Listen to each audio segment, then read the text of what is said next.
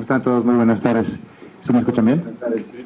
Como no tenían a nadie más y no encontraron a mi jefe, pues me pidieron a mí que les diera la bienvenida. Entonces yo con mucho gusto dije, bueno, vamos a tratar de hacerlo de una manera más o menos decente. Bienvenidos todos a la DGTIC, a esta nueva sesión del Seminario de Visiones. Es un gusto tenerlos por acá, con la maestra Hilda y las personalidades ya viejos amigos que nos acompañan, otros nuevos. Creo que va a ser una sesión muy productiva, entonces yo sin más, mejor dejo a la gente que sí sabe hablar. Nuevamente, bienvenidos y le dejo el micrófono a la maestra Hilda. Muchas gracias, doctor Rodríguez. Bueno, pues nuevamente para darles la bienvenida, es una presentación de un libro dentro del marco del propio seminario que hemos estado trabajando, Seminario Visiones sobre Mediación Tecnológica, que amablemente el maestro Miguel Ángel nos permitió dar el contexto para la presentación de su libro. Entonces, es un libro muy interesante, ya nos platicarán ellos. Yo veo ahí varias aportaciones en términos de los valores, en términos de las culturas, en términos realmente de lo que es la incidencia de los diferentes dueños de las empresas, ¿no?, que finalmente imponen también una visión de mundo y que a través de los diferentes medios no nos estamos dando muy bien cuenta de qué es lo que está sucediendo. Ahí se hace manifiesto. Tenemos el gusto de contar con el doctor Raúl Trejo del Abre. Bienvenido, doctor. Tenemos a la doctora maestra Nidia Chávez, ella es subdirectora de Fundación Telefónica, el doctor Trejo del Abre del Instituto de Investigaciones Sociales. Tenemos también aquí en video al doctor Luis Germán Rodríguez, él es de la Universidad Central de Venezuela, que también coordina la producción de este libro, y como moderador y también coordinador del propio libro tenemos al licenciado con actuaciones e intervenciones de doctor Miguel Ángel Pérez Álvarez. Muchas gracias y bueno, pues un aplauso por la presentación de su libro.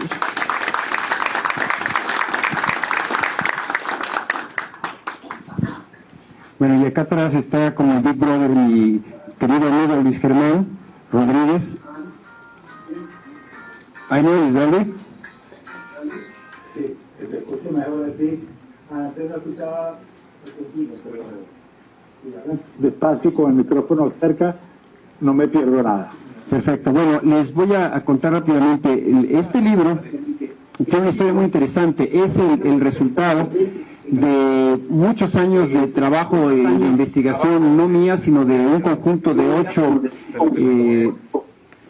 Se oye el eco de la televisión, disculpen, es básicamente para que nos escuche el doctor Trejo, el doctor Rodríguez. Les decía yo que en 1998 se fundó con el patrocinio de diversas fundaciones, tanto en Canadá como en otras partes de América Latina, un grupo que se denominaba Metodología para medir el impacto de las tecnologías de la información en la sociedad latinoamericana, y que para abreviar y confundir se llamaba Mística.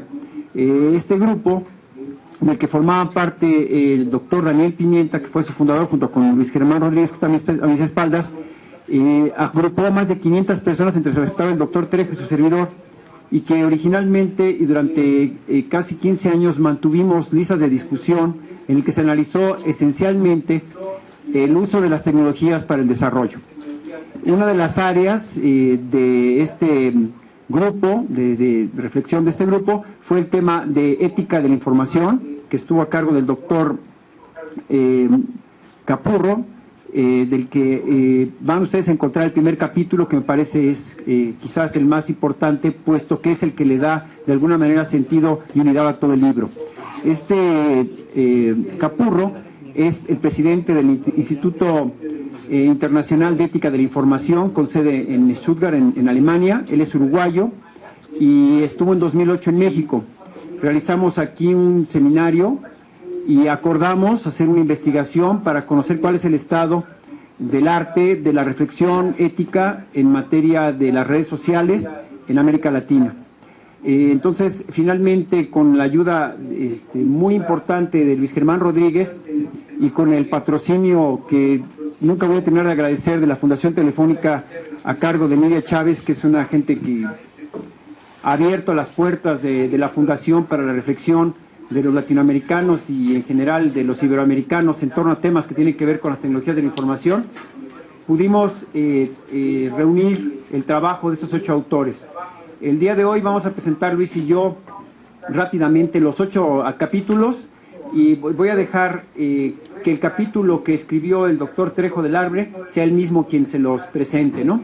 Dicen por ahí que un libro que es de muchos no es de nadie, pero este libro tiene la virtud de reunir en realidad 8 pequeños trabajos en una sola obra. Tienen como curaduría y como unidad conceptual todo lo que tiene que ver con cuáles son las implicaciones éticas que tiene la vida digital, la vida en red. Entonces, rápidamente le voy a pedir a Luis que presente el libro, así como lo acabo de presentar yo, y luego pasaré a hablarles de los 3 primeros capítulos que tienen que ver con la parte que a mí me concierne, que es la parte filosófica. Después Luis les hablará de otros 3 de los capítulos, para que cierre el doctor Trejo del Arbre, que probablemente, por ser el único de los autores, junto con su servidor que está aquí presente, pueda ampliar la presentación de su capítulo. Y le voy a pedir después a Nidia que nos platique de los avatares de esta obra desde el punto de vista editorial.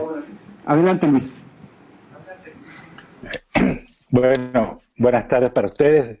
Gracias a Miguel Ángel por la invitación, a la Fundación Telefónica y a la UNAM, porque siendo una institución emblemática para todos los latinoamericanos, aunque sea virtualmente, estar con ustedes allí es para mí un motivo de especial placer.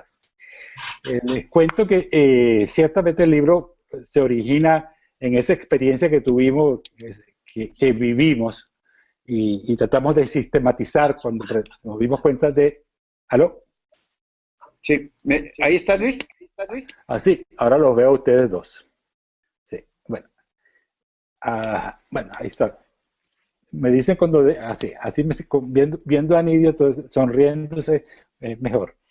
El cuento es que esta experiencia que hicimos con este proyecto, fue un proyecto de metodología de impacto social de las tecnologías de información y comunicación para América, mística, cuando se pusieron unas normas de funcionamiento para lo que ahora son las redes sociales, pero aquí queríamos aprender todos cuáles eran los temas importantes, cómo comunicarlos, cómo dialogar, cómo aprender entre todos, y se fue sistematizando todo aquello. Y una de las partes más interesantes, más densas, fue el trabajo de moderación de aquellos diálogos donde cada uno provenía de un contexto profesional, personal, social, político, además de regional, distinto, y quería desde su perspectiva hacer sentir su opinión. Y la moderación se convirtió en un tema a debatir, eran las reglas, y gente que cuestionaba las reglas, y bueno, y decíamos, bueno, pero si esta es la regla, discutamos la regla, pero no nos las brinquemos y no modifiquemos en el camino, porque el experimento científico carece de validez al final de su resultado. Y de allí creo que fue donde nos sensibilizamos a lo relevante de una aproximación multisectorial, multicultural a este tema. Lo relevante, una de las cosas relevantes de esto es que cuando estábamos haciendo esto, todavía no se estaba discutiendo las conclusiones de la Cumbre Mundial de la Sociedad de la Información y del tema de gobernanza de Internet, donde aparece que ese tema debe trabajarse con una aproximación multilateral o de multi-stakeholders, donde todos los actores tendrían que hablar y tendrían que ponerse de acuerdo. Bueno, todo lo que esa multiculturalidad que es el foco del libro para manejar la ética, es lo mismo que está subyaciendo en esta discusión sobre la gobernanza de Internet, por qué hay unos que tienen más posibilidades de decir, más posibilidades de hacer, otros que no se ponen de acuerdo. Y particularmente la discusión creo, a mi juicio, la discusión sobre gobernanza de Internet es más incompleta que esta aproximación multicultural, porque en las discusiones sobre gobernanza se habla solamente del multilingüismo. El multilingüismo es uno de los temas de la multiculturalidad, muy importante, pero no es lo mismo multilingüismo que multiculturalidad. En el trabajo, en el libro que estamos presentando, hay un artículo de Daniel Pimenta, que fue uno de los promotores principales y coordinador del proyecto Mística, y es uno de los autores más relevantes en cuanto a la medición de la presencia de las lenguas, sobre todo las lenguas latinas, en Internet, y la importancia de saber de cómo contabilizar esa presencia y cuáles son las lenguas que están teniendo posibilidad. En el trabajo de Daniel, que está en el libro, una de las aproximaciones, aparte que cuantitativamente da muchos indicadores, Daniel es un autor tan relevante en el tema de la medición de la presencia de las lenguas. Lo cito porque tiene que ver con la Fundación Telefónica. En la Fundación Telefónica tiene una línea de trabajo en su editorial, es el valor económico del castellano, del español. Y ha publicado varios libros sobre ese tema, muy interesante. Se los recomiendo a quienes puedan tener interés en esa área. Bueno, Daniel es uno de los autores frecuentemente citados en esas publicaciones de la Fundación Telefónica. El caso que Daniel dice, la discusión no es solamente el ser incluyente, se tiende a concentrar en la parte del acceso, el dominio de la tecnología, y no se le ha dado la suficiente relevancia a la inclusión de las lenguas madres para que las personas se comuniquen sobre la red. Cuando tú te comunicas en tu lengua madre, tú te comunicas con tus estructuras, las estructuras mentales propias de ti, tus estructuras conceptuales son las naturales, y eso, cuando tú migras a un segundo lenguaje, tú pierdes parte de tu poder comunicacional. Eso con respecto al trabajo de Daniel. En la repartición que hicimos previo a esta reunión, Miguel Ángel me pidió que hablara del trabajo de Viviana del Bruto. Viviana del Bruto es una socióloga argentina, también fue muy activa en el tema de mística, y una de las cosas relevantes del artículo de Viviana en esta publicación es que dice el tema de la ética en la sociedad del conocimiento, en la sociedad de la red, se tiende a ver como un problema del manejo de la tecnología, del manejo de la privacidad y ciertos aspectos, ella los lista. Y ella agrega, y el enfoque de ella es, bueno, ¿qué pasa con la libertad? El concepto de libertad cuando tú lo manipulas, las reglas éticas, cómo tú puedes manipular la libertad de los quienes participan, de quienes conviven en esta comunidad. Eso es un enfoque que yo creo que es complementario, es parte de la riqueza de la publicación. El tercer libro que nos comprometimos a comentar es el libro del doctor Pablo Liendo de Chapillín. Pablo es un médico cirujano, endocrinólogo de profesión original, que en un momento de su vida decidió dejar la medicina y dedicarse a trabajar conceptualizando temas complejos y aproximándose a la reflexión en estos campos.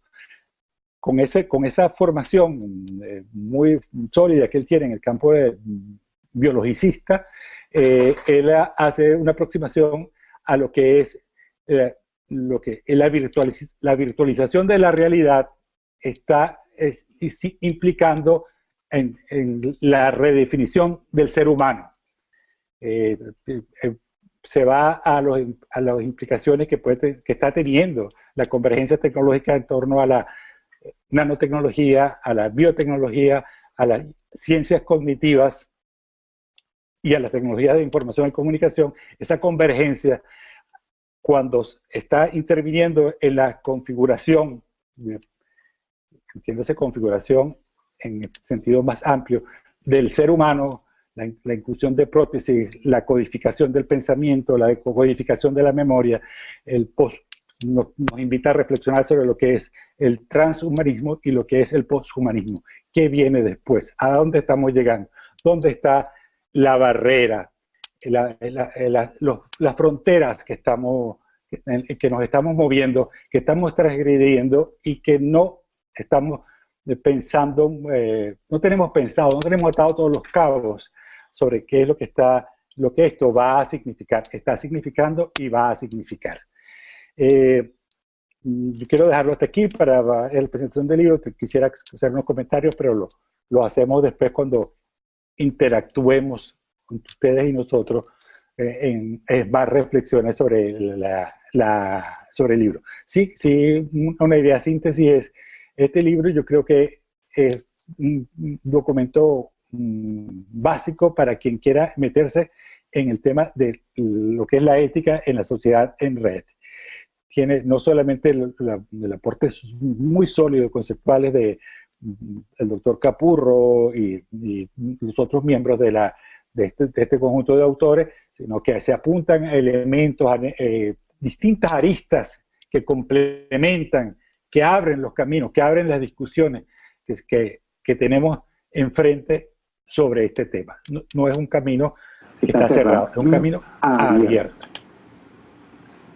Eso es todo por ahora. Muy bien. Bueno, yo les quiero rápidamente invitar a que lean este libro. Hay 3 capítulos que a mí particular... Yo soy de formación filósofo.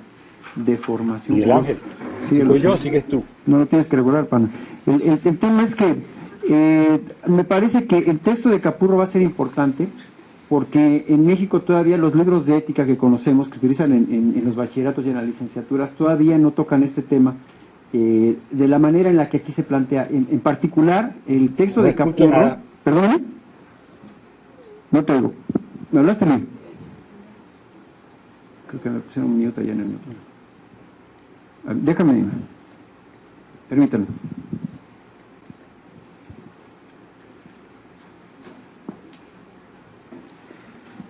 Ahí me escuchan, Luis. Ahora sí.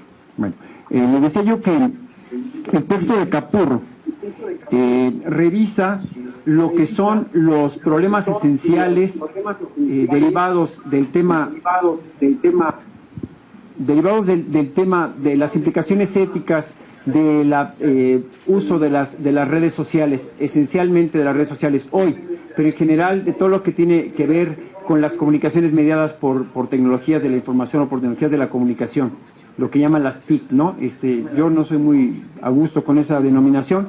Creo que más bien estamos hablando hoy de dispositivos de convergencia digital que reúnen lo mismo televisión que video, audio, correo y sistemas GPS, etcétera. Entonces no podemos hablar nada más de tecnologías de la información y de la comunicación, ¿no? Y yo no creo que estemos hipercomunicados, sino hipernotificados, pero es un tema que discutiría en otro momento. Miren ustedes, preguntémonos, ¿qué pasa con temas como la privacidad, la propiedad intelectual, el acceso libre al conocimiento, el derecho a la expresión en las redes sociales, la censura, las nuevas definiciones de género, ¿no? La identidad digital, las comunidades digitales, el plagio digital, la sobrecarga informacional, la brecha digital, el control social, que de aquí me salto del capítulo de Capurro al capítulo de Marturano. Hay quienes creen que el hecho de que uno se dé de alta en una red social y que no le cobren un centavo significa que uno tiene acceso libre y gratuito. Y en realidad lo que dice Marturano es, estamos en medio de comunicaciones que están mediadas por tecnología y por lo tanto estamos frente a una estructura centralizada. Si parafraseamos a Popper, no estamos frente a una sociedad abierta, sino una sociedad abstracta, porque las sociedades abiertas son otra cosa. Entonces sería interesante reflexionar desde la perspectiva de Popper si lo que estamos viviendo en redes como Facebook y Twitter realmente es una comunicación libre, gratuita, o si estamos en realidad en formas de comunicación centralizadas. Me parece que los problemas a los que me acabo de referir, para no extenderme demasiado, son problemas que se tocan en este libro de una manera muy profusa. Este señor Capurro hace una revisión de cada uno de estos problemas en la perspectiva de cuando menos 8 autores, y me parece que para muchos que se quieren acercar a las implicaciones éticas de la mediación tecnológica, de la comunicación, es un texto fundamental, tanto el texto de Capurro como el texto de Marturano, que por otra parte hace una crítica feroz al capitalismo contemporáneo, pero desde esta perspectiva de la ética. El tercer texto que también me parece muy importante y que quisiera recomendarles que lean es el texto de Mónica Gómez, que está dedicado también a las implicaciones desde la ética, desde la perspectiva multicultural. ¿Por qué multicultural? El tema de privacidad, que para muchos de nosotros es un tema fundamental, no significa lo mismo privado, por ejemplo, en Japón, que en México, o que, por ejemplo, en un país de Europa del Este. Todos creemos que privacidad es lo mismo, pero el puro concepto de privacidad ya acarrea problemas. Entonces, una perspectiva multicultural tiene que ver con que los conceptos que nosotros entendemos desde la perspectiva ética no se ven igual en todas las culturas. Entonces, ver las implicaciones éticas del uso de las redes, pero una perspectiva multicultural, es tratar de entender cuáles son las diferencias que tienen conceptos como, por ejemplo, el de privacidad. Hay en el texto de Mónica Gómez, una profesora de la licenciatura en gestión intercultural, una serie de conceptos que son importantísimos. Por ejemplo, hay quien cree que se puede confundir moral con ética, aunque no lo crean ustedes, a pesar de haber pasado por la preparatoria, hay muchas personas que llegan a licenciaturas universitarias y confunden ambas cosas, pero la ética no es normativa. La ética de por sí es una actitud filosófica que implica la crítica, la reflexión, y no la podemos confundir con la moral entendida como las normas y valores que cada uno de nosotros tenemos para comportarnos cotidianamente. Entonces, si adoptamos este concepto de Mónica Gómez, la ética como una reflexión crítica frente a la conducta, frente a la justificación de la acción moral, por una parte, y por otra, nos referimos a esta visión que tienen tanto Capurro como Marturano y la propia Mónica de la multiculturalidad, se pueden ustedes imaginar que meternos frente a un fenómeno como es nuestra existencia digital, yo llamaría nuestra ontología digital, implica necesariamente reflexionar en una nueva perspectiva. No es la misma reflexión ética que se había desarrollado frente a otros fenómenos sociales. Hoy tenemos la necesidad de repensar la ética en esta doble perspectiva, no como normativa, sino como una reflexión crítica y en una perspectiva que sea multicultural. Me parece que eso ya le da a esos 3 capítulos, que son, digamos, la parte filosófica, un valor muy importante, y que yo recomendaría a ustedes que lo revisasen, porque, insisto, ahora que estamos con la maestra Mariana Bazzaretti, que está aquí presente, haciendo el nuevo plan de estudios de la licenciatura en Pedagogía a Distancia, uno de los temas que estamos revisando es el de las disciplinas filosóficas, y uno de los temas que vamos a incluir, sin duda alguna, tiene que ver con la ética en esa perspectiva multicultural en los temas de mediación tecnológica de la educación. Entonces, creo que para los que aquí estamos presentes, que todos estamos interesados en el tema de mediación tecnológica de la educación, el tema ético es un tema fundamental y la perspectiva multicultural es muy importante. De ahí el valor de este pequeño libro, digo pequeño por la extensión, pero que tiene un conjunto muy importante de ideas que hay que revisar. Creo, Luis, si no me equivoco, que esa es la parte que resume entre tu intervención y la mía el contenido del libro. Démosle la palabra al profesor Capurro. Al profesor Trejo, perdón. Doctor Trejo, porque Capurro está en Alemania, está dormido ahorita.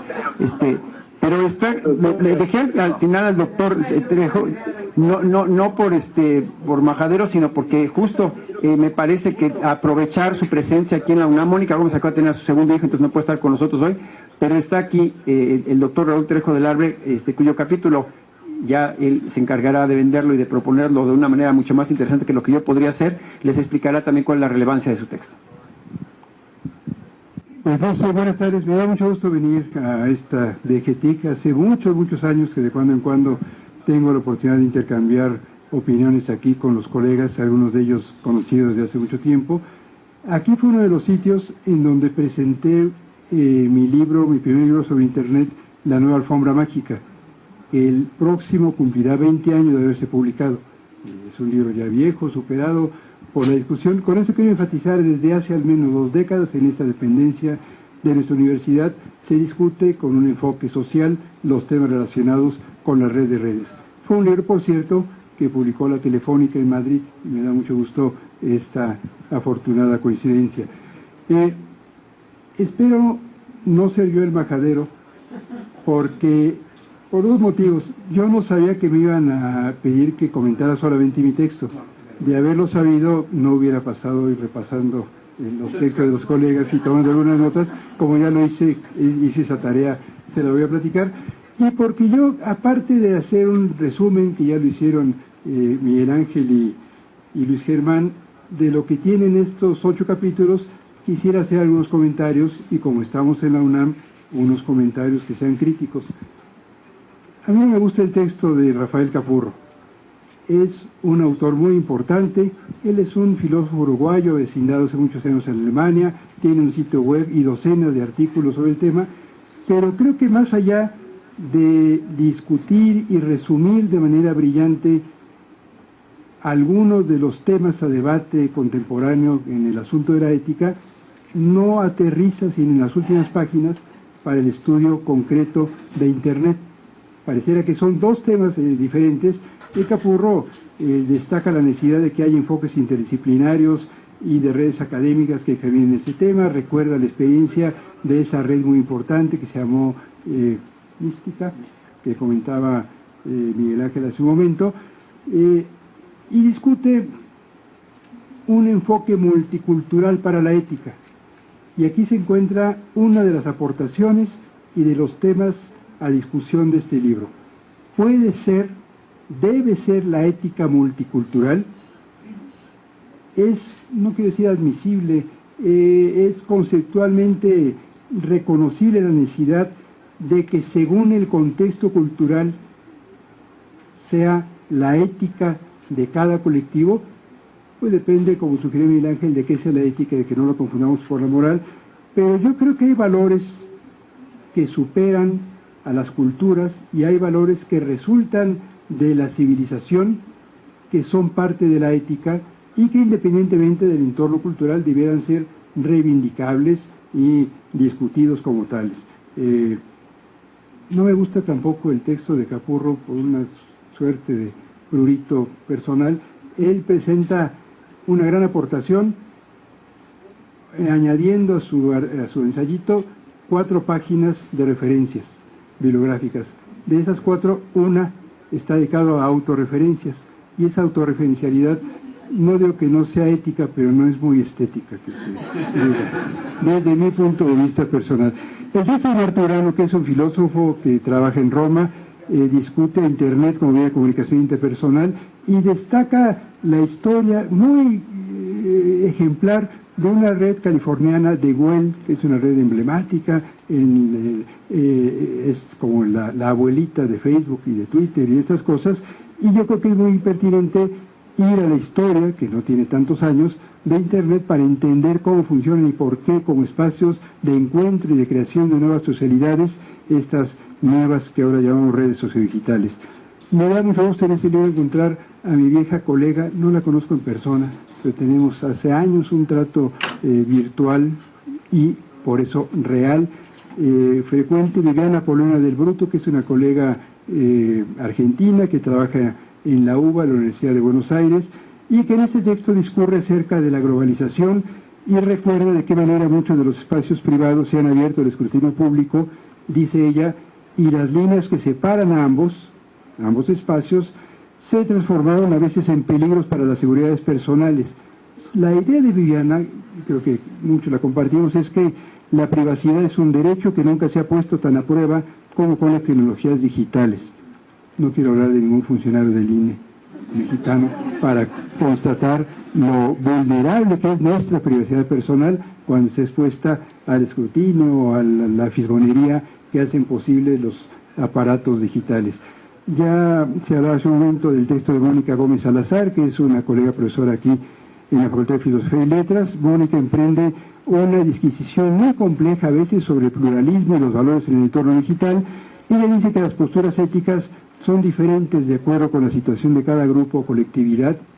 Recupera esta idea de la posibilidad de que haya una ética según el contexto cultural de cada quien. Ella dice, por ejemplo, en el caso de Internet en general de las TIC, podría tenerse la falsa creencia de que los sujetos son tan solo usuarios, cuyas prácticas es posible regular con normas sociales únicas. Pero no es así. Ella dice, todo sujeto actúa de acuerdo con un sistema de creencias y valores que incluso es antagónico, puede ser, al de otros sujetos. De acuerdo, pero como yo decía en su momento, creo que puede haber valores universales y valores que resultan del desarrollo de la humanidad, de la civilización. Hace algunos años, los derechos políticos de las mujeres, que son un tema político, pero también ético, no eran reconocidos como tales. Hoy sí. Hace tiempo los derechos de los niños no eran reconocidos como que es necesario tutelar, puesto que se trata de un sector de la población en desprotección, y esto tiene que ver con Internet y con la necesidad de que por pertinencia ética, por congruencia ética, pero también por necesidad social, haya formas de regulación o de autoprotección en la navegación de la ley de redes, por la red de redes. Creo que estos textos en este libro confirman que la ética no basta, es fundamental y nos orienta y nos ayuda a entender los contextos y las maneras de pensar y de actuar de la gente, pero cuando la ética se agota, y se agota cada rato, viene el momento de las leyes.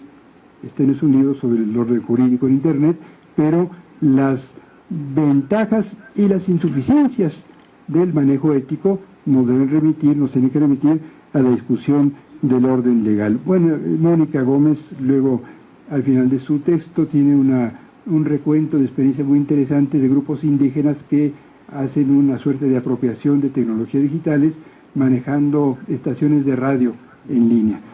Daniel Pimentel es otro viejo conocido, es el fundador de Funredes, él radica en Santo Domingo, no sé si Daniel es argelino, marroquí, sí, y tiene una historia personal como de aventurero, casi corsario, transnacional, pero es un tipo muy creativo, muy congruente, tiene décadas estudiando fenómenos culturales en Internet, particularmente la diversidad lingüística. Él ha creado varios modelos para entender este asunto, no me detengo en ellos, y recuerda que las TIC no son culturalmente neutrales, sino que lógicamente tienen a reflejar las preferencias de la cultura occidental. Pues sí, no habría discusión con esta afirmación. Daniel dice que la preservación de las lenguas es un asunto de naturaleza ética, no estoy seguro, pero es una buena frase, y todo esto lo hace para documentar su preocupación que algunos compartimos sobre la pertinencia de que en Internet haya muchas lenguas, pero añado yo, aunque no nos guste, hay una preeminencia del español. Junto con Daniel y otros colegas hace muchos años ya, formé parte de un grupo de análisis de la diversidad lingüística en Internet, donde había gente de la Unión Latina, de la francofonía, de la OEI española, y esto permitió que nos invitaran. Viajamos mucho, nos reunimos en Lisboa, nos reunimos en París 2 veces, en Madrid, con el pretexto de preservar las lenguas, qué bueno. Y nuestras reuniones eran muy curiosas. Cada quien hablaba en su idioma, los franceses en francés, los portugueses y brasileños en portugués o en portuñol, o en lo que hubiera, pero a la hora del café teníamos que hablar en inglés, porque de otra manera no nos entendíamos, aunque fuera con un inglés tan champurrado como el mío. Es decir, no hay remedio a la omnipresencia del inglés, hay que entenderlo y practicarlo, y desde luego promover el uso de otras lenguas. No hablaré del texto de Miguel Ángel para no, la verdad es que con toda franqueza es un texto que me gusta mucho, comparto sus premisas. Miguel Ángel dice: es inaceptable que los profesores enseñen a los muchachos que están metidísimos en la navegación digital y no entiendan eso. Pues sí, como él y yo somos profesores que usamos Twitter y Facebook y esas cosas, no estamos en falta, pero todo el día constatamos que hay muchos colegas. No quiero decir que tengan que tener páginas personales donde exhiban sus asuntos, no, pero hay que entender qué es lo que hacen los muchachos y los ya no tan jóvenes para comprender de qué manera se aprende todos los días, mucho más allá del salón de clases. Yo en lo personal sostengo, y Miguel Ángel conoce esta tesis mía que es muy provocadora, que en pocas décadas universidades como estas no van a existir como las conocemos ahora. No va a hacer falta venir al salón de clases o al salón de conferencias para escuchar un curso o tomar una charla como esta, que puede muy bien llevarse a distancia. Las universidades van a ser para otra cosa, para estudios de posgrado, para la investigación básica y aplicada, en fin. Como no me va a tocar esa época, no tengo preocupación por perder el salario debido a las TIC. Pablo León Chapelín es un médico endocrinólogo, ya se dijo aquí. Tiene un texto rarísimo, muy atractivo, porque comienza explicando cómo funciona el ADN, que es información procesada y codificada, en fin, y termina hablando de los post-robots y post-humanos, que serán aquellos seres que la mayor parte de su organismo esté hecha de artefactos que no son naturales. Y él dice, pues para esos posthumanos no va a haber ética, no tendría sentido. Yo creo que sí, con más razón, y más nos vale. E incluso este autor recuerda un decálogo ético que escriben dos autores, uno de los cuales es Isaac Asimov. Es un texto que linda entre la biología y la ciencia ficción, interesante. Y en el texto que me tocó escribir simplemente digo que ocuparse de la ética implica incursionar en terrenos resbaladizos, que aunque a simple vista todos entendemos cuando estamos frente a un comportamiento ético y cuando no, o cuando creemos que es así, siempre hay margen para la discrecionalidad, para la subjetividad en estas apreciaciones, o para decirlo con un ejemplo drástico, en prácticamente todas las culturas, yo creo que en todas, matar es una acción no ética, además de ser la conducta más enfrentada con la civilización. Pero todas las civilizaciones han dispensado, incluso promovido, guerras por causas que creen justas, o ahora se discuten asuntos como la eutanasia o el suicidio, que son derechos de las personas, en cuyo ejercicio la condena ética a la muerte premeditada entonces queda entre paréntesis debido a consideraciones más relevantes, evitar sufrimientos que no tienen remedio, o la simple facultad, el simple derecho de los individuos a disponer de su propia vida. El sentido común y el raciocinio, así como la convivencia en sociedad y la búsqueda de la felicidad, como diría Sabater, son algunos de los parámetros que hacen necesaria la ética. Se trata de una colección de principios morales que permiten coexistir sin dañar a otros y tomar decisiones sin perder el sueño por ello. Desde luego, siempre hay abusivos y siempre hay cínicos que no tienen reparo en violentar cualquier consideración ética, y por eso, como dije hace rato, existe el orden jurídico, o debiera funcionar para castigar a quienes cometen delitos. La ética nunca ha reemplazado las leyes, pero permite distinguir a lo bueno de lo malo. La ética orienta las acciones de individuos que tienen libertad para emprender una acción o la contraria. La ética constituye en tal sentido una suerte de carta de navegación para transitar por la vida. Pero en un mundo sometido a tan intensos cambios, en donde hay espacios en los que nos involucramos e interrelacionamos de maneras tan novedosas como las que podemos desplegar en Internet, la ética en ocasiones parece extraviada e inalcanzable. A partir de estas consideraciones, en este articulito se examinan casos concretos de transgresiones éticas o que son consideradas como tales. No les cuento más para que adquieran y lean el libro. Gracias a la Fundación Telefónica, muchas gracias por haber publicado este libro, gracias por su coordinación a Luis Germán y muy especialmente por su paciencia, por su insistencia para que este libro apareciera, a Miguel Ángel Pérez Álvarez. Gracias.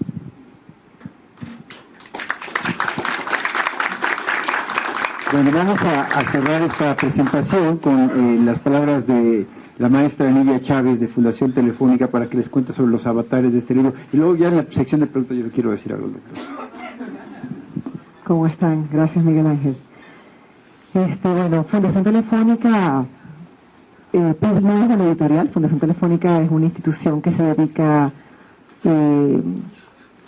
a la promoción de la labor social del Grupo Telefónica en el mundo, y tiene una línea que promueve la investigación, tanto en temas de arte como de tecnología. Y es una preocupación internacional que tiene la Fundación por promover que universidades e investigadores puedan publicar líneas relacionadas con lo que está pasando en este siglo, la influencia de la tecnología en distintas áreas del quehacer humano. En 2011, finales de 2011, comienzo de 2012, Luis Germán Rodríguez, el doctor Luis Germán Rodríguez, estaba yo en Venezuela, en Fundación Telefónica, nos propone la investigación. Nunca había publicado un libro Fundación Telefónica de Venezuela. Los países que principalmente publican son Argentina, Perú y España. Bueno, y era todo un reto, y visto tal y como lo presentó Luis Germán, parecía fácil. Pero lo cierto es que, primero que es un honor poder trabajar con figuras como Luis Germán, como Raúl, como Miguel Ángel y como el resto de los autores que están en el libro. Es toda una experiencia que pasa a veces de lo dulce a lo agrio, porque las organizaciones somos complejas. Como les decía, no somos una editorial, pero tenemos un interés grandísimo en gestionar conocimiento, en que las cosas se publiquen, en que las investigaciones sean abiertas.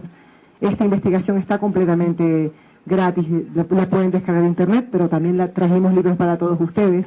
Nos interesa que la gente conozca lo que está pasando, y eso tiene que ser a través de la voz de los expertos, de quienes entienden el tema de las grandes universidades.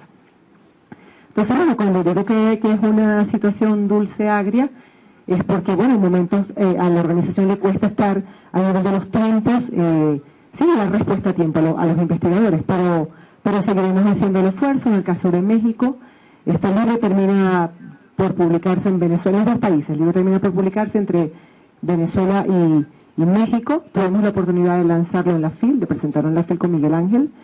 Y así como este libro, bueno, estamos abiertos a publicar otras investigaciones que tengan que ver con estos temas que nos interesan a todos. Y quería comentar una cosa muy especial que nos pasó, que además Miguel Ángel no la sabe nadie. Fundación Telefónica, además de publicar, le interesa, está haciendo trabajo en campo. Estamos implementando proyectos de educación e innovación, proponiendo un poco minimizar la brecha digital. Y comenzamos a hacer trabajo en campo en México, con grandes aciertos y otros desaciertos. Y bueno, estábamos a punto de presentar la investigación en la FIL, y todo el equipo se metió de lleno en el artículo de Miguel Ángel. Y nos abrió, o sea, cosas que estamos consiguiendo en campo, Miguel Ángel las narra en el artículo. Ese artículo hay que leerlo. La gente que está haciendo y que quiere digitalizar la educación en México tiene que leer ese artículo. Y los invito a que lo lean. El artículo de Miguel Ángel habla de lo que está pasando en el aula. Y lo que está pasando en el aula no de México, lo que está pasando en las aulas en la región. Porque no es solamente una situación de México. Los docentes ven las cosas de una manera y los niños tienen otras expectativas. Entonces, ¿cómo cerrar esa brecha, no? Bueno, y eso. Y gracias.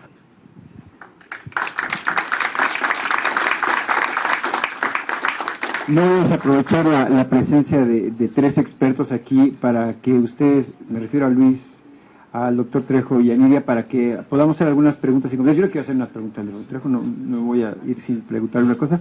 Y entonces, para eso tenemos este micrófono de sala para que ustedes quieren a cualquiera de nosotros hacernos alguna pregunta respecto al libro. Ya lo van a tener en un ratito para que lo puedan revisar. Y puedan así ustedes irse con más dudas de las que trajeron el día de hoy.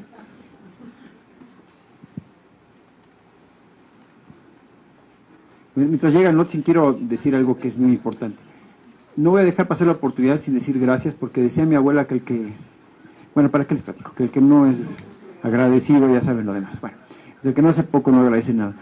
Quiero dar las gracias al seminario, al doctor Víctor Sánchez, a la maestra, véame maestra, porque si no, Isla Bustamante, a Horacio que está por ahí atrás, a Julietita Hernández, a todos los miembros del seminario, Visiones sobre la mediación tecnológica en educación, porque me han recibido todas las semanas en sus reuniones, y le dan importancia a lo que yo digo. Entonces, si no fuera por personas como Nidia Chávez, como la mesa Bustamante, Víctor Sánchez, que le dan a un humilde profesor de asignatura de la universidad la oportunidad de hablar y de pensar en público. Digo esto para todos los que aquí son profesores o van a ser profesores de asignatura, que hay esperanza para nosotros, porque hay gente en la universidad, en fundaciones importantes, y eminentes investigadores que le contestan un correo a un ilustre desconocido y le dan un trabajo para que lo publiquen. Eso no es más que palabras de agradecimiento para todos ustedes.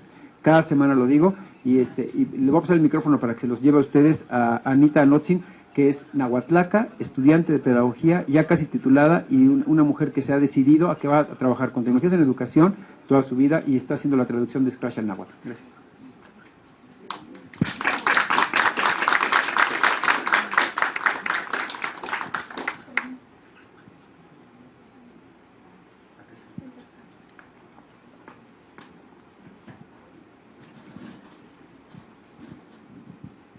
No, pues realmente, al contrario, y particularmente a ti, Miguel Ángel, ¿no? Porque todos de alguna manera siempre somos en esa red como contactos y nos van llevando a otros caminos, y solamente con gente con ese entusiasmo se va creando nuevas cosas, ¿no?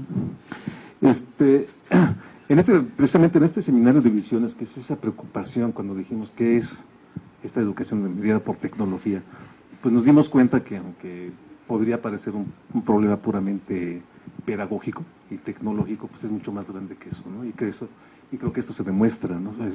Toca muchos más aspectos de un simple salón de clases o de una tecnología cualquiera que utilicemos. Y ahora que uno de los elementos súper importantes, como acá se han señalado, pues es la parte ética. Y creo que efectivamente, pues como en todo, ¿no? O sea, ahorita esta situación en este nuevo ambiente, pues nos pone a replantear pues muchos de los conceptos que creíamos que ya los dominábamos, que los entendíamos, y nos damos cuenta que no, ¿no? Y en ese sentido creo que la ética, y como es un proceso, pues todavía no podemos decir ser los expertos y dar como los lineamientos o las luces para poder entenderlo más. Y aquí, y yo creo que, sobre todo en la parte multicultural, ¿no? Yo creo que eso también es muy importante, porque ya cuando vemos el mundo globalmente, pues nos damos cuenta que hay diversas culturas y diversas lenguas. Y no es solamente el problema de la lengua, porque la lengua refleja la cultura, la forma de pensar. Entonces, en ese dilema, ¿no? de lo que es lo local y lo que es lo universal, como bien nos planteó Raúl, cómo comunicamos, yo creo que es el gran dilema, ¿no? El gran dilema de entender lo particular bajo lo universal. Y concretamente en ese sentido, me gustaría saber de lo que se está planteando, porque efectivamente hay cosas que son como morales, éticas en una cultura y en otras no, pero creo que existen, digamos, como valores universales. Y me gustaría saber, para de lo que se ha planteado, ¿cuáles serían así como los primeros elementos universales en este ambiente de las redes sociales que habría como que empezar a considerar para después ir formulando algo mucho más completo? Sería como la pregunta después de estas reflexiones, en la parte de las redes sociales, o sea, en esta tecnología, ¿cuáles serían como los primeros que habría que estar así como pensando como base para una construcción de una ética que pues todavía le va a faltar tiempo, que digamos que universalice la diversidad?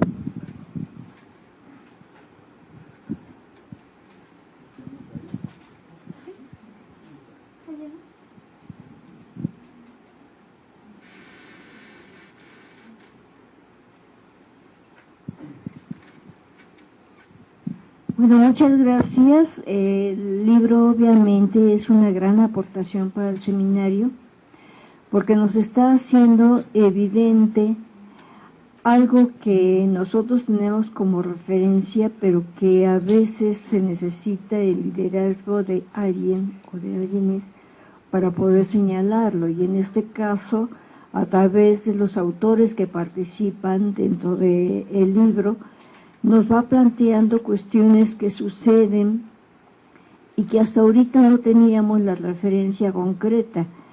¿Hay alguna cuestión que acaba usted de señalar, doctor Trejo, en el sentido de la pregunta, bueno, ¿existe la multiculturalidad o existe realmente una cultura que se universaliza?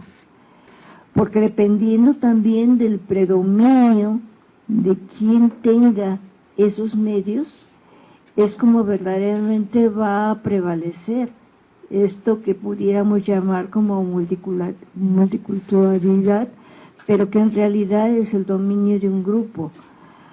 Y eso de alguna manera a mí me lleva a reflexionar ya en lo particular lo que son los grupos que se han generado en las clases común y corriente comúnmente, en donde el predominio de los grupos no es el formal, sino precisamente es a través de las redes que los propios alumnos están haciendo. Ese es el verdadero grupo.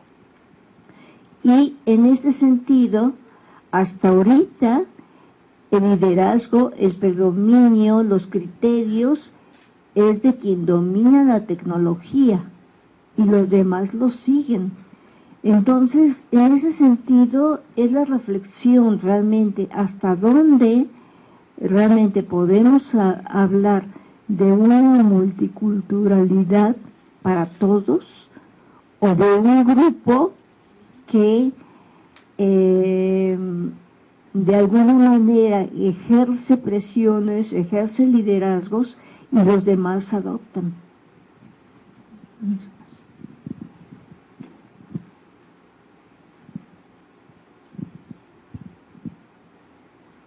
Yo me quedé pensando en las palabras de Nidia, que decía que el maestro Miguel Ángel, el doctor Miguel Ángel, había tocado puntos medulares acerca de la brecha que existe generacional entre profesores y alumnos. Pues no sé si me gustaría conocer algunos de estos puntos de vista. Yo creo que los maestros lo hemos notado, pero si él ha descubierto otros muy interesantes, a ver si nos puede hablar un poco de esto.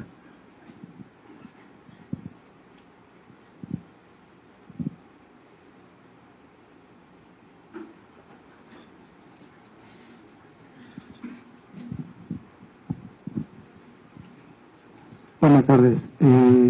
Ya tuve la oportunidad en una ocasión de leer un poco del libro que se está presentando aquí, y una de las primeras cuestiones que me resalta es el título, ética multicultural, en este sentido de que si se entiende multiculturalidad como dos culturas, la que podría decirse la hegemónica y las demás culturas, me pregunto por qué pensaban en el título de multiculturalidad cuando hay otros conceptos que podría, acerca a más culturas, como el de interculturalidad. Esa es mi pregunta para los tres ponentes.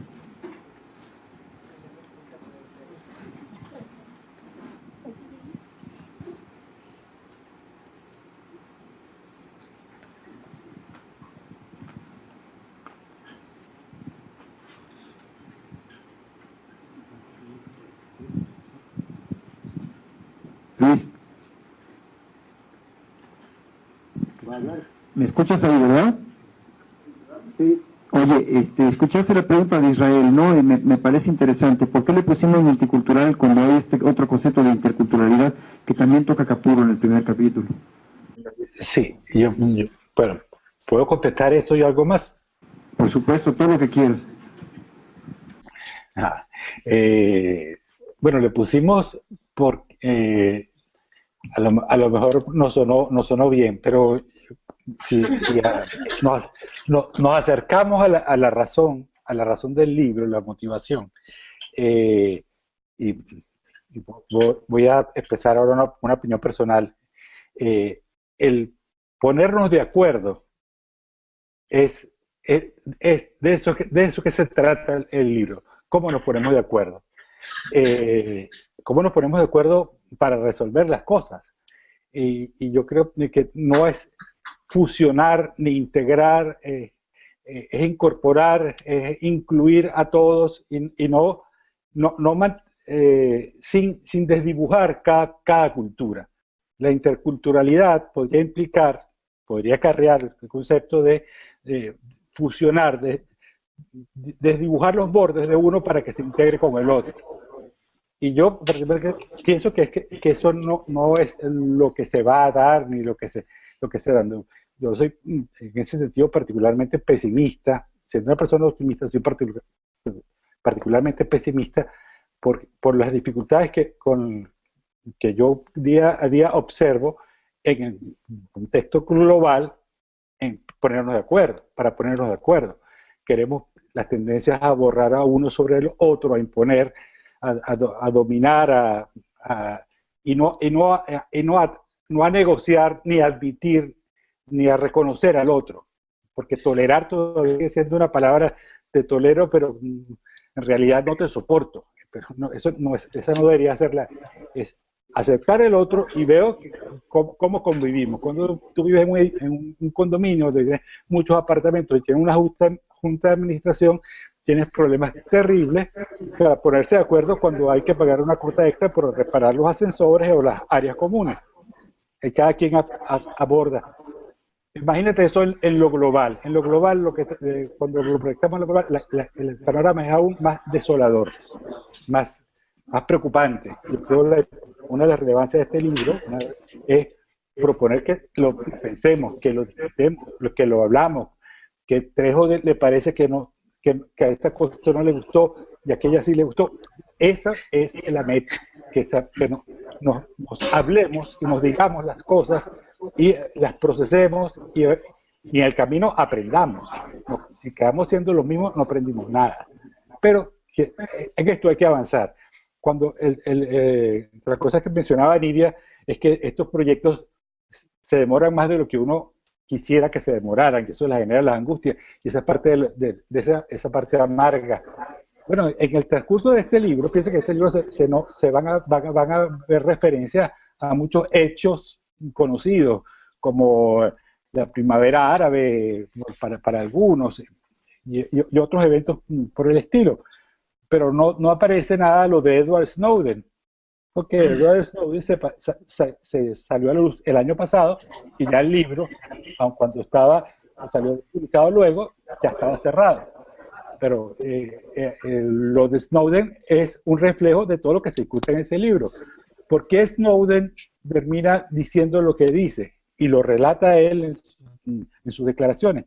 A él lo que le molestó de su situación no era que se estuviera espiando a otros gobiernos, a otros políticos, a otros países. Lo que le molestó a él fue que se estuviera espiando a los ciudadanos de su propio país. Entonces, en una ética global, que cada quien defienda a su país es una visión de la terrible situación que tenemos que resolver. El problema no era que la privacidad, los derechos del otro están violados, es que los derechos del otro pues, se pueden violar siempre y cuando no sean los derechos de los ciudadanos de mi país. Esa manera de juzgar el mundo es la que estamos viendo replicada en muchísimos ambientes. Ustedes lo pueden en ambientes locales, en su país, en sus municipios y en nuestros países. No les voy a llenar la cabeza de malas prácticas en ese sentido, como perseguir a alguien porque tuitea, porque tuiteó algo que a mí no me gusta. Y si el Twitter, ¿y qué peso le damos nosotros a un Twitter, a un usuario, a un uso de una red social donde hay una libertad de decir lo que a alguien se le ocurre? Pero entonces, ¿cuándo consideramos que eso es permitido? ¿Cuándo consideramos que no es permitido?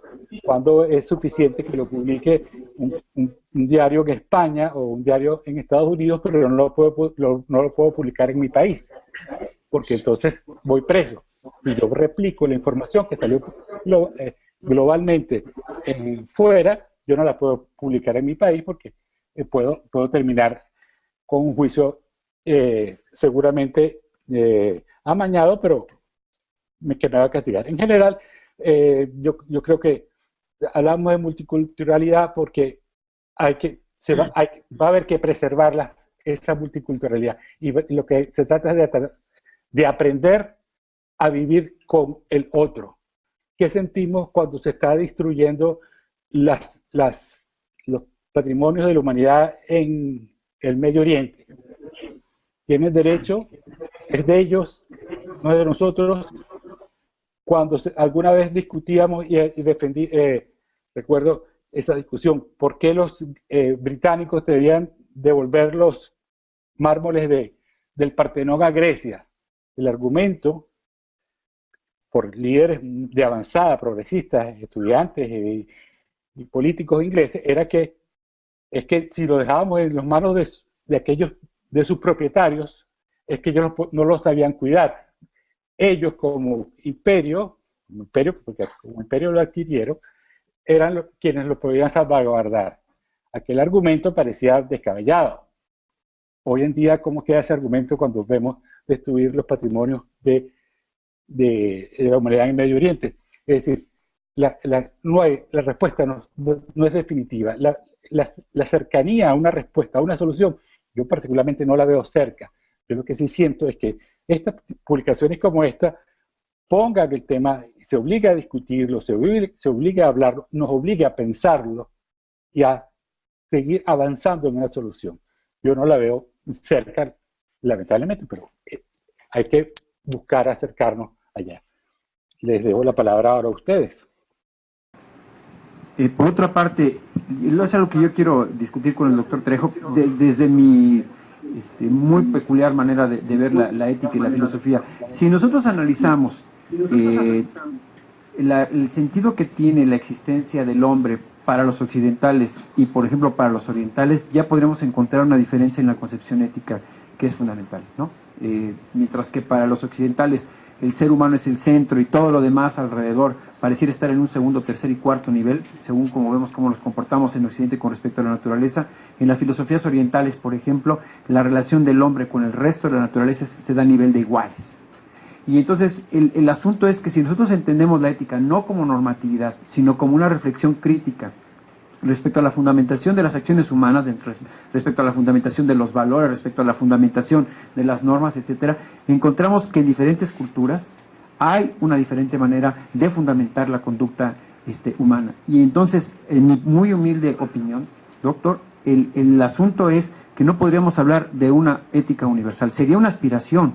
Y creo que el surgimiento de las nuevas tecnologías que permiten la comunicación, etcétera, nos permitiría buscar un ideal, como establece en algún momento Habermas, de una visión global, universal, pero eso como una aspiración, como una posibilidad. Pero en el momento actual, nuestras perspectivas, nuestra fundamentación de nuestra conducta, visto desde el punto de vista, repito, crítico de la filosofía, no es homogéneo. El puro concepto de privacidad entre una familia de japoneses que ve cómo su hijo se mete y comparte cierta información en redes sociales con respecto a una familia que vive, por ejemplo, estoy hablando de un estudio que leí específicamente en un país de Europa del Este, ahora no recuerdo bien si fue Eslovaquia, pero estoy casi seguro que fue Eslovaquia, y por otro lado con un niño norteamericano, y cómo las familias ven el acceso de sus hijos a las redes sociales. Veremos tres diferentes criterios respecto a lo que pueden compartir, no respecto al tema de privacidad, sino a qué consideran que es privado y qué no consideran que es privado. Si analizamos los valores que corresponden a esas tres culturas, encontraremos diferentes fundamentaciones. Entonces, no es que hablemos de que cada persona tiene su derecho a su propia moralidad, que la tenemos, sino si se puede llegar a construir una visión uniforme de qué consideramos valioso en diferentes culturas. Y no estoy diciendo, por lo tanto, que estemos propugnando por una ética multicultural para tratar de contestarle a Israel, sino que estamos tratando de reconocer la distinción que hay entre diferentes perspectivas éticas en diferentes culturas. Y entonces el tema es que cuando todas estas culturas conviven de una manera intensa a través de una sociedad hipercomunicada, yo diría hipernotificada, encontramos, por lo tanto, el roce entre diferentes culturas. Yo tengo una anécdota de mística de la época en la que usted y yo platicábamos en los años 90, que no se me ha olvidado, en la que me acuerdo envié un mensaje en el que decía yo, feliz Navidad a todos los miembros de la lista. En aquel entonces eran listserv, ni siquiera existían, ¿te acuerdas de eso, no? Ni siquiera existían todavía lo que hoy consideramos redes sociales, eran un atisbo de lo que son las redes sociales. Y me acuerdo de esa respuesta, usted me dijo, Miguel Ángel, considera que en esta lista hay católicos, hay musulmanes, es que había 500 gentes de todo el mundo. Yo hablaba de mi ignorancia cultural. Entonces se me quedó tan grabado que este libro en parte trata de responder a esa falta de conciencia multicultural, es decir, de la conciencia de que existen muchas culturas y que gracias a las nuevas tecnologías hoy todos nos encontramos, ¿no? Pero el asunto es que cuando nos encontramos, pues compartimos diferentes costumbres. Nos pasa cuando llegamos a una casa de una familia que no conocemos y no sabemos cuáles son las costumbres locales, y bueno, pues uno trata de comportarse de acuerdo a ciertos patrones generales. Pero el asunto es que hay veces que uno ve cosas si una gente va a mi tierra, Coyuca de Catalán, y no sabe comer frijoles con la tortillita hecha cucharita, lo ven como una persona muy ignorante. Se los digo francamente por si algún día van a tierra caliente, ¿no? Para que no hagan el ridículo. Y cuando uno va, por ejemplo, a Caracas y no sabe uno comer arepas con ese picante que es mucho más picoso que el de nosotros, aunque los mexicanos presumen de son los más de que es lo más picante del mundo, pues el día váyanse a Caracas y que Luis Germán los lleve a comer arepas. Esa cosa que comen ahí es mucho más picante que lo que yo he comido, y miren que yo he comido picante fuerte, ¿no? Entonces, el asunto aquí es el nivel, digamos, de lo cotidiano, de lo trivial. Nos habla de la diferencia cultural. El asunto, imagínese usted cuando uno convive en redes sociales y dice Feliz Navidad por ignorancia, por falta de sensibilidad cultural, ¿no? Bueno, esa es una. Y a la maestra ahora le contesto porque quiero que el doctor Trejo, ahora te hemos dicho Caporro 3 veces. No me ofende. No me reconozco en ese que dices que se opuso a decir Feliz Navidad. Está publicado en internet, lo podemos ver. Sí, me gustaría, porque no va de acuerdo con lo que yo pienso. A mí me gusta que la gente se diga Feliz Navidad, aunque yo en lo particular no lo practico siempre. Que sigan lo que sea mientras sean felicitaciones, pues qué bueno. Eso he pensado hace más de 20 años que estábamos en esa lista. A lo mejor fue otro, pero de veras, pero más allá de ese asunto, son interesantes los ejemplos que nos propone Miguel Ángel, porque nos permiten distinguir entre prácticas culturales y valores éticos. Desde luego, tenemos que estar apercibidos de que los japoneses no saludan de mano para no cometer un desaguisado cultural y una falta de etiqueta, pero la ética no está ahí. Yo he dicho, más allá de diferencias culturales y de entornos y de historias, se pueden reconocer algunos valores, número uno, que son históricos. Y dije el más elemental, el derecho a la vida. ¿Cómo se entiende el derecho a la vida? Ese es otro asunto. Hay quienes dicen, las señoras no deben abortar jamás. Otros dicen, sí, tienen derecho a hacerlo hasta después de ciertas semanas de embarazo, etcétera. Allá hay una diferencia clara. Hay quienes dicen, hay que ayudar a bien morir, whatever that means, a los que están agonizando, y otros dicen, hay que reconocer el derecho a la eutanasia. No es exactamente, no es lo mismo para nada. Y esos valores generales, que son universales, son los que me parece forman parte, no de una ética universal, de una ética del comportamiento humano, que desde luego se va moldeando y que va cambiando, pero que hoy se puede reconocer en casi cualquier circunstancia o en cualquiera, como parte de un patrimonio que es cultural y que es pues ético, en fin, y que es parte de las redes digitales. En las redes no son otro mundo.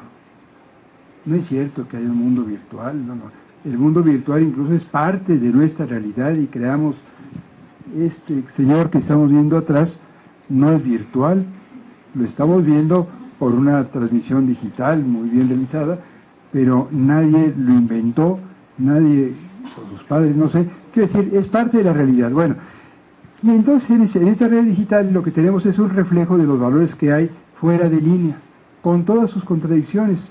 3 ejemplos para hablar de estas contradicciones. En Europa, por ejemplo, desde hace unos años está prohibido hacer encomio e incluso reproducción de textos de los nazis. No se vale que haya grupos que reivindiquen a Hitler y su pandilla. Entiendo los motivos para ello. A mí en lo personal me parece que ocultar la historia no sirve de nada y que más vale saber dónde están los pronazis que no saberlo. Y en México, en cambio, hay algunos individuos despistados o estúpidos, o las dos cosas, sí, que se reclaman nazis. Algunos de los que promovieron los rumores aquí a la vuelta en Santo Domingo hace unas semanas eran de grupos que se ufanan de tener suásticas y de este tipo, están en Facebook. Aquí hay una diferencia cultural. ¿Cuál es el valor ético a reivindicar? Pues el reconocimiento de que hay una historia y de que el holocausto, como le dice mucha gente, sí existió, a pesar de los negacionistas que dicen que estos son inventos, hay demasiadas pruebas históricas de que así ocurrió. Número 2, en Europa también, particularmente en Francia, el Estado prohíbe que las mujeres de costumbres musulmanas usen burka, que es esa vestimenta que las tapa todas. Y la mayor parte de los franceses está de acuerdo. A mí me parece, desde mi perspectiva no occidental, sino chilanga, mexicana, una enorme aberración. ¿Por qué la gente, si no le hace daño a otros, no puede vestirse como le dé la gana? Mientras no ofendan a otros, mientras no interfieran con otras libertades, debieran poder vestirse como sea, pero eso está prohibido en Francia. ¿Cuál debería ser el valor ético de reivindicar? Pues el derecho, ¿qué quieren?, a la individualidad, a profesar las convicciones religiosas que cada quien quiera, mientras no afecten a los demás. Si parte de sus prácticas religiosas es cortarle la lengua a los demás, pues entonces no se vale. Pero una vestimenta no hace daño, y aquí creo que hay una confusión en esta decisión de los franceses. Tercer asunto, la privacidad. Yo no sé cuáles sean las prácticas en Japón, pero en general me parece que los padres de familia debieran estar al tanto de lo que hacen los niños y adolescentes en Facebook y en el salón de clases y en el parque, donde sea. No creo que haya un respeto a la privacidad que justifique el desentendimiento de lo que hacen los menores de edad, como este joven que está aquí. Cuando cumplen 18, pues ya ni modo, ya crecieron. Mi hijo tiene 20, casi 21, mi hijo menor, y cuando cumplió 18, dejé de asomarme a lo que hacía en las redes, y él lo sabe. Ahora me concede el derecho, el privilegio de ser su amigo en Facebook, y veo lo que pone ahí, lo que él quiere que vean otros, no necesariamente toda su navegación, que es asunto de él como adulto. Si va a votar 2 semanas más, con mayor razón tiene derecho a hacer lo que le dé la gana en su navegación digital, mientras no afecte derechos. Vaya, estoy hablando de valores esenciales. Creo que el derecho a la privacidad tendría que ser reconocido independientemente del contexto cultural, pero entiendo que hay entornos en donde esto no funciona de manera tan clara. ¿Qué ética se va formando en el entorno multicultural? Que es algo que casi no hemos comentado ni problematizado. Hay una ética, no sé si de los guerrerenses y de los sinaloenses, pero sí de este lado del mundo y en otros ámbitos, sin duda, pero en ese espacio que trasciende fronteras, que cohesiona o por lo menos intercambia valores y elementos, información de distintas culturas, que nos permite asomarnos a expresiones de muy diversas índoles y que nos va haciendo, no sé si ciudadanos del mundo, pero sí ciudadanos de un entorno diferente al que tenemos en el ambiente físico que nos rodea. ¿Qué valores se van forjando? Y aquí asistimos a una inquietante y a lo mejor promisoria contradicción. En el entorno de las redes estamos asistiendo a la proliferación de enormes dosis de agresión, intolerancia y odio. No es un secreto. Basta que veamos los comentarios al calce de los textos que aparecen en casi todos los periódicos o los intercambios en Facebook acerca de cualquier tema o en Twitter para constatar que hay mucha tontería y mucha descalificación, pero al mismo tiempo estamos asistiendo a la formación, casi diría autoformación, de una suerte de cultura ciudadana que tiene que ver con la preocupación del texto de Miguel Ángel, en donde a los promotores del odio la gente los va aislando. Tú eres un troll, entonces te bloqueo. A veces se hace para eludir la discusión o las opiniones que no nos gustan, pero también para cancelar el acceso o el vociferío de aquellos que se dedican a entorpecer la discusión y el intercambio. Vamos formando con esas prácticas una suerte de códigos de conducta que tienen que ver con una ética sustentada en valores del reconocimiento del otro y por lo tanto, en segundo lugar, del reconocimiento de los derechos de ese otro y, en tercer lugar, de la tolerancia que hace falta para mantener este reconocimiento mutuo como interlocutores. Ambos polos, el del odio y el de la tolerancia, se van formando, se van contraponiendo y están definiendo, no sé con qué resultados a la postre, esta ética de la navegación en el ciberespacio. Yo quiero pensar, y aquí sí hay mucho más voluntarismo que diagnóstico de mi parte, que va a ganar el derecho a las libertades y que van a ganar el reconocimiento de la tolerancia y de la diversidad como elementos constitutivos no solo de la red de redes, sino del mundo contemporáneo. Muchas gracias.